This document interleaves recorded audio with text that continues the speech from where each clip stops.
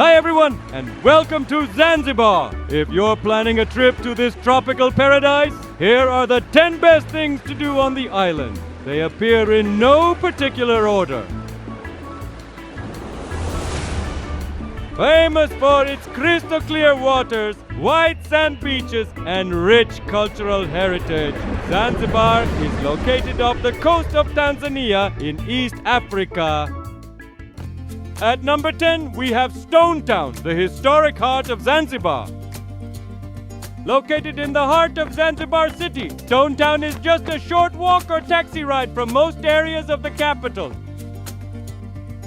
One of the best ways to experience Stone Town is simply by walking its narrow, winding streets. Around every corner, you'll find bustling markets, historic buildings, local shops, and a glimpse into the island's rich cultural heritage.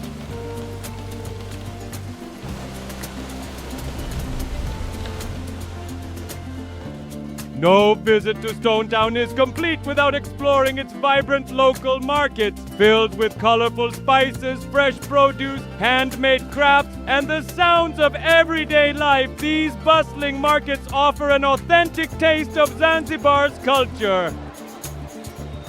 Next, we make our way through the fish market. It might be a little smelly, but that's all part of the experience. Here you'll find an impressive variety of fresh fish and seafood, giving you a glimpse into the important role the ocean plays in daily life across Zanzibar.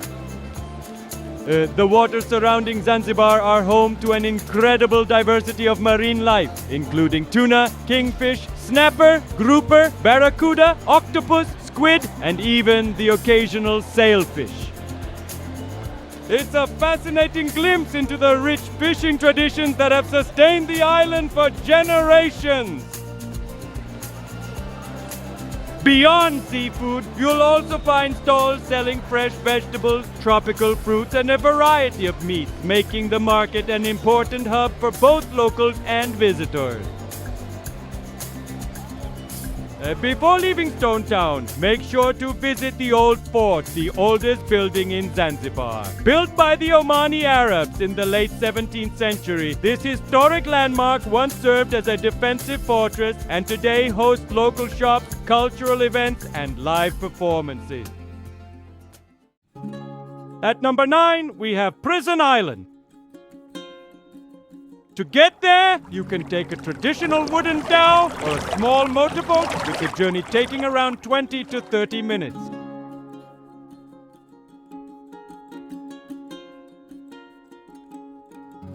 Despite its name, Prison Island was never actually used as a prison for criminals. Originally intended to house rebellious slaves, it later served as a quarantine station for people arriving in Zanzibar during outbreaks of infectious diseases. Today, the island is best known for its fascinating history, beautiful beaches, and its population of giant Aldabra tortoises. The island's main building is a reminder of its unique past. Originally constructed in the late 19th century, it was intended to serve as a prison but was never used for that purpose.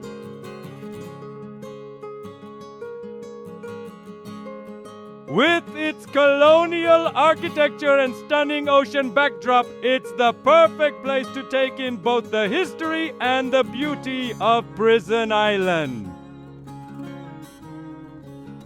The true stars of Prison Island are its famous giant Aldabra tortoises. These remarkable animals are not native to Zanzibar. They were originally gifted to the island by the Seychelles in the late 19th century and have been thriving here ever since.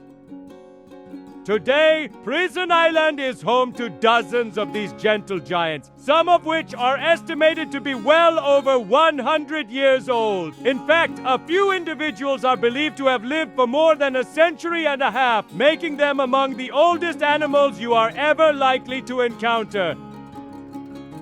Aldabra tortoises are the second largest tortoise species in the world, with some males weighing over 250 kilograms. Despite their enormous size, they are incredibly peaceful creatures and spend much of their day slowly grazing, resting in the shade, or wandering around the island.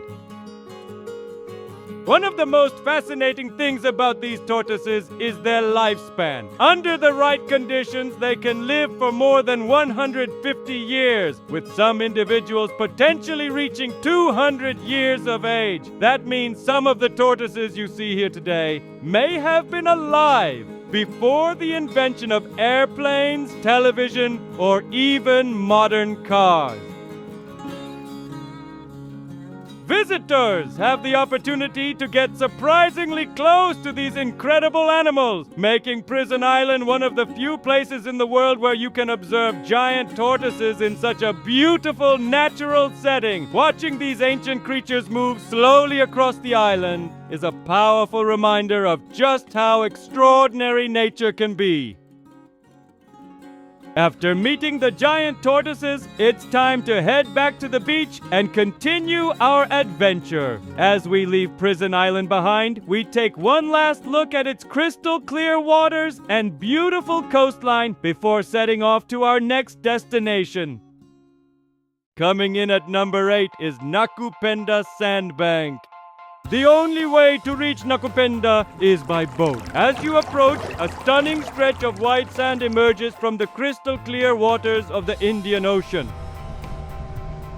The journey to Nakupenda is an experience in itself. Along the way, you'll pass local fishing boats and traditional wooden dhows, offering a glimpse into the maritime culture that has shaped Zanzibar for centuries. Unfortunately, the weather had other plans. Heavy rain rolled in during our boat ride, turning a peaceful journey into a much more adventurous one. But despite the downpour, we eventually reached Nakupenda, where the warm waters of the Indian Ocean were still perfect for a swim. Zanzibar rain.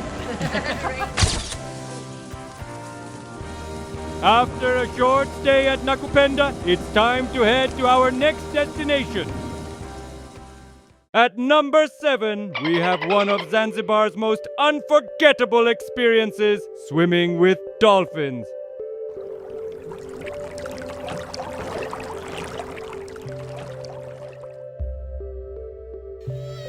To maximize our chances of spotting dolphins, we set out before sunrise. As the first light of day paints the sky, we head out onto the ocean in search of these amazing creatures. Since they're completely wild, sightings are never guaranteed, making every encounter feel even more special.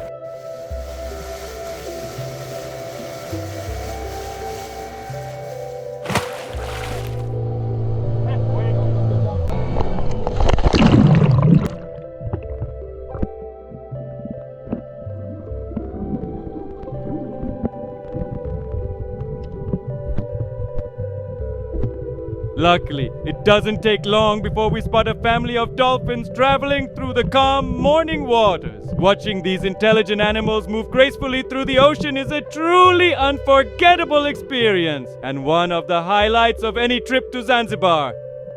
After swimming with the dolphins, it's time to climb back into the boat and return to shore! It's an incredible experience and one of the most popular activities for visitors looking to experience Zanzibar's marine life up close! At number 6, we have Jozani Forest, Zanzibar's only national park. It is located kind of in the center of Unguja, the main island of the Zanzibar archipelago. As soon as you step inside Jozani Forest, you feel it. Cooler air, big tall trees, and jungle sounds everywhere. This forest is part of Zanzibar's only national park, and it's been protected for decades to keep all this wild beauty alive. Jozani Forest is famous for the Zanzibar red colobus monkeys. And trust me, these guys are VIPs. You can find them only here in Zanzibar, nowhere else in the world. Look at that red-brown fur, the black face, the long white tail. Very fashionable, very royal. Look around, these trees are ancient, the paths are natural, and every step you take feels like you're walking deeper into a tropical secret. this place is not just a forest. It's a safe home for animals you can't see anywhere else on Earth. So walk slowly, open your eyes, and listen. Because in Jozani, the jungle is always watching you first. They live in big families, sometimes up to 50 monkeys together, eating leaves, fruits, and young shoots all day long. And don't be surprised if they come very close. They're used to humans, calm, curious, and totally unbothered, just like me. And if you look high out in the trees, maybe you spot their shy cousins, the blue monkeys. These ones are quieter, faster, and a little bit dramatic. They prefer fruits, they stay up in the canopy, and they disappear before you can even say King Julian. At number 5, we step away from the tourist hotspots and visit a local village. Getting there is part of the adventure. We hop on our quad bikes and head into the Zanzibar countryside, driving along dirt tracks, passing local homes, farms, and small villages. It's a fun way to explore parts of the island that many visitors never get to see. Riding a quad bike through Zanzibar's countryside is an experience in itself. The route takes you past coconut palms, open farmland, and small rural communities, offering a glimpse into a quieter side of island life far from the busy beach resorts.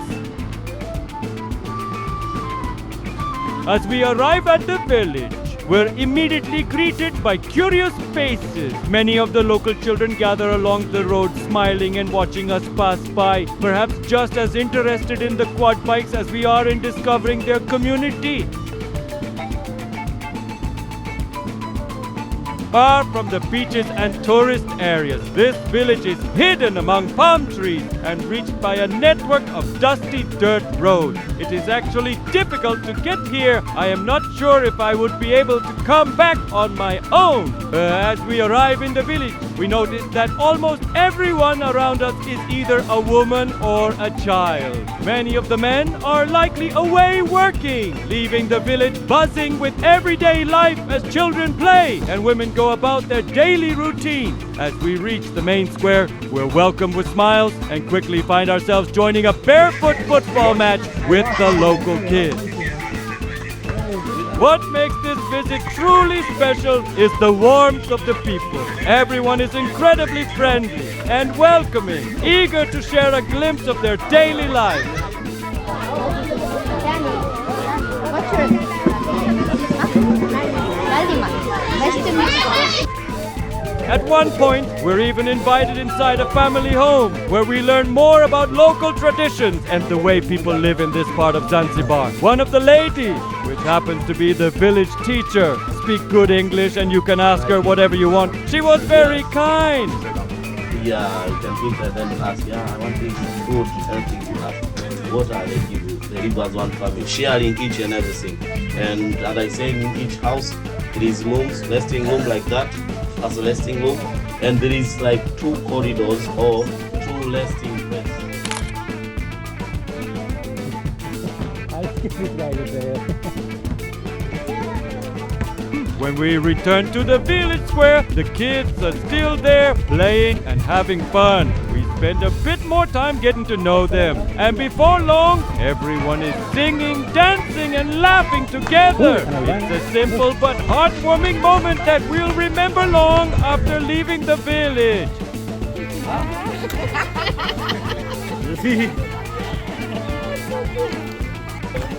What want to say here?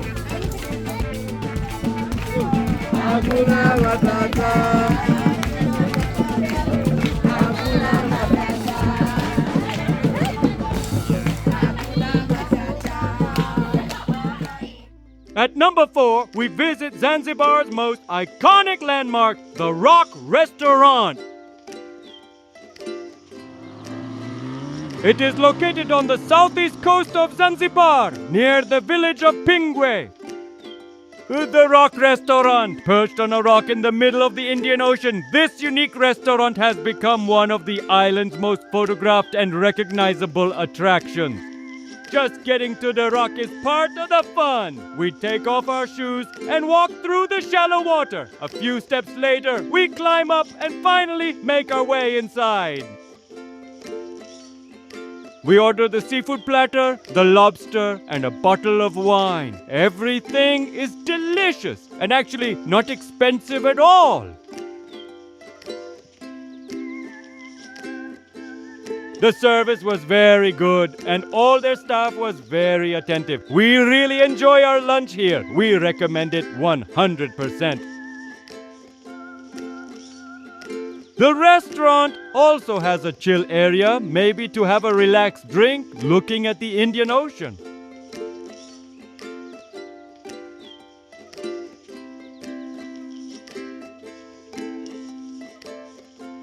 After a while, it's time to head back. But while we were enjoying the restaurant, the tide had come in and the water was now much deeper. Thankfully, the rock has it all figured out. And instead of walking, we're taken back to shore by boat. A perfect way to end the experience.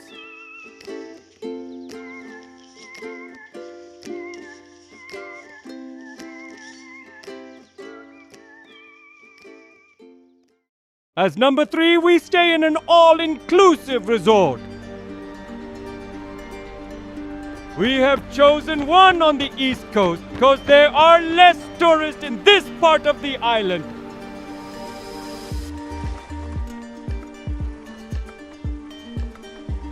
One of the best things about staying at an all-inclusive resort is that everything is taken care of for you. Meals, drinks, entertainment, and activities are all included, allowing you to spend less time planning and more time enjoying your holiday. It's an easy and stress-free way to experience Zanzibar. This particular resort even features a beautiful wooden pier stretching out into the ocean. At the end of the pier, you'll find a bar, comfortable sunbeds, and plenty of space to sit back and take in the incredible views. Whether you're enjoying a cold drink, reading a book, or simply watching the waves roll by, it's the perfect place to relax.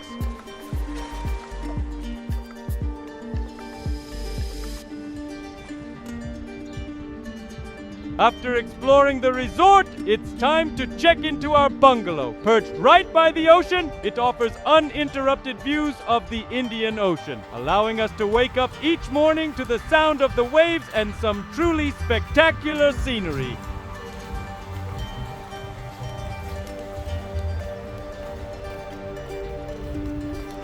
With plenty of time left to enjoy the resort, we take a stroll through the grounds, passing other bungalows tucked away among the tropical gardens. Surrounded by palm trees and nature, it's easy to forget about the outside world. Eventually, we make our way back to the pier, find a sunbed, and spend some time soaking up the sun while enjoying the incredible ocean views.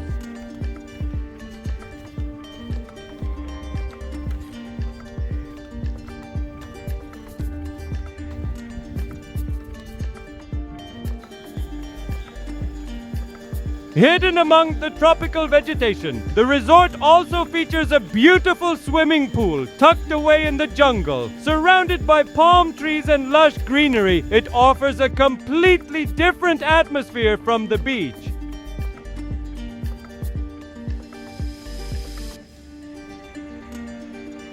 Because the resort is surrounded by so much nature, encounters with wildlife are quite common. In the mornings, it's not unusual to spot monkeys right outside the bungalow, climbing through the trees and searching for food. They're fascinating to watch and generally keep to themselves. But it's important to remember that these are wild animals living in their natural habitat, so they should always be treated with respect.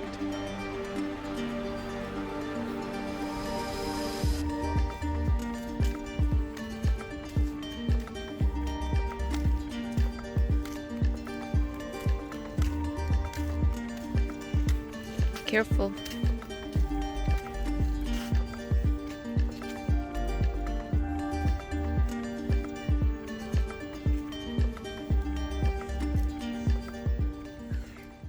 At number 2, we have Nungwi, the most touristic place in Zanzibar.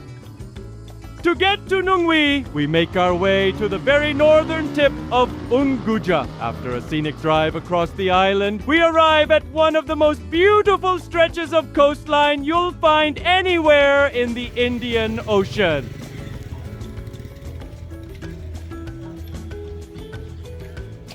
One of the most surprising things about Nungwi is just how shallow the water can be. You can walk a surprisingly long distance out into the ocean, and in some areas the water barely reaches your ankles. Combined with the crystal clear water and white sand beneath your feet, it creates an incredible setting to explore.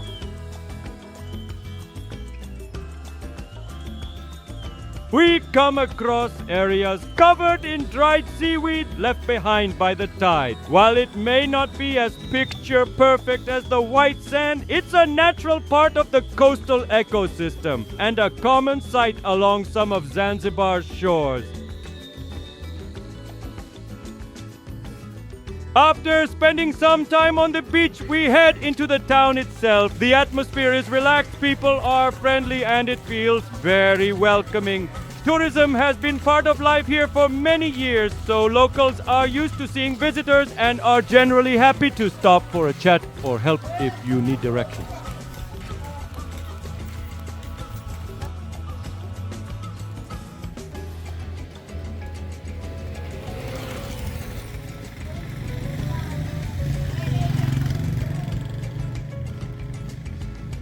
Nungwi has grown from a traditional fishing village into one of the most important communities on the island. Today, it's home to several thousand residents, with tourism and fishing serving as the main sources of income. You'll still see local fishermen heading out to sea in traditional wooden dhows, while many others work in hotels, restaurants, and businesses that cater to visitors. Despite its growth, Nungwi has managed to retain much of its local character, creating an interesting mix of everyday island life and modern tourism.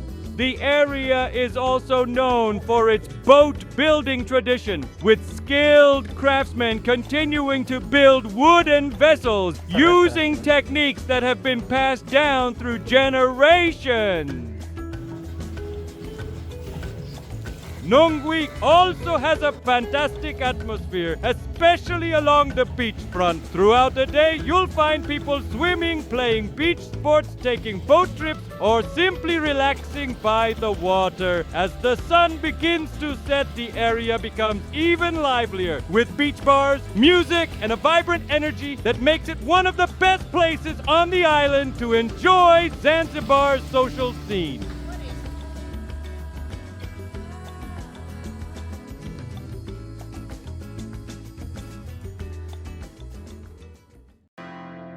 And as number 1, we visit Kae Beach.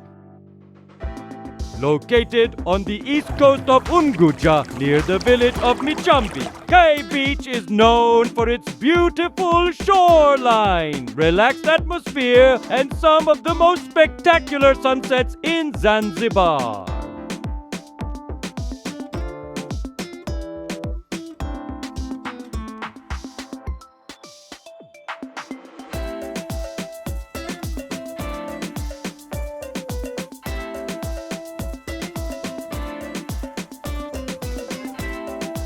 As the evening approaches, Kae Beach comes alive. A bonfire is lit on the sand, music fills the air, and people gather to enjoy a drink, dance, and watch the sun slowly disappear below the horizon. It's the perfect combination of a beach party and one of Zanzibar's most beautiful sunsets.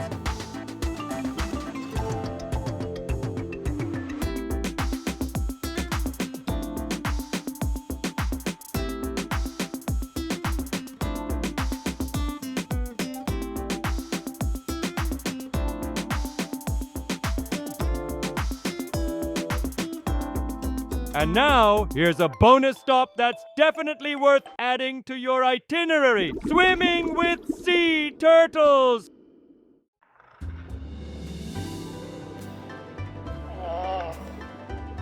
This place feels unreal. A hidden cave, crystal clear water, and sea turtles everywhere, swimming around us, checking us out, and even coming close enough to eat straight from our hands. Zanzibar's waters are home to several species of marine turtles, but the ones you're most likely to see around here are the green turtle and the hawksbill turtle. The greens are the bigger, gentle herbivores that graze on seagrass, and the hawksbills are smaller with striking patterned shells and pointy beaks. They love coral reef sponges.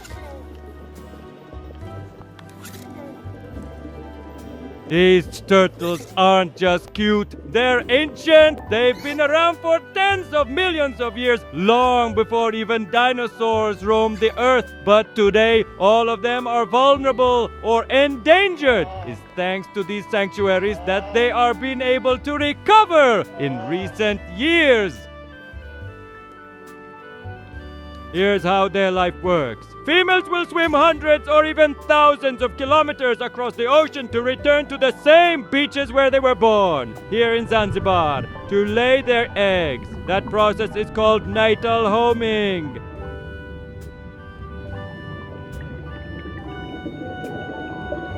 They come ashore every couple of years during the nesting season, dig a hole in the sand with their back flippers, and lay about 50 to 200 eggs in each nest. After about 50 to 60 days, those eggs hatch and the tiny turtles dash toward the ocean. A tough first journey full of predators, light confusion, and obstacles. And it doesn't end there! It takes a really long time for them to grow up. Green turtles can take 20 to 35 years to reach sexual maturity, and hawksbills 12 to 30 years before they can come back to nest again. Some of them live for 70 years or more. That's a wrap from Zanzibar. Hope you enjoyed the trip. If you did, drop a like, hit subscribe, and I'll catch you in the next adventure. See you soon!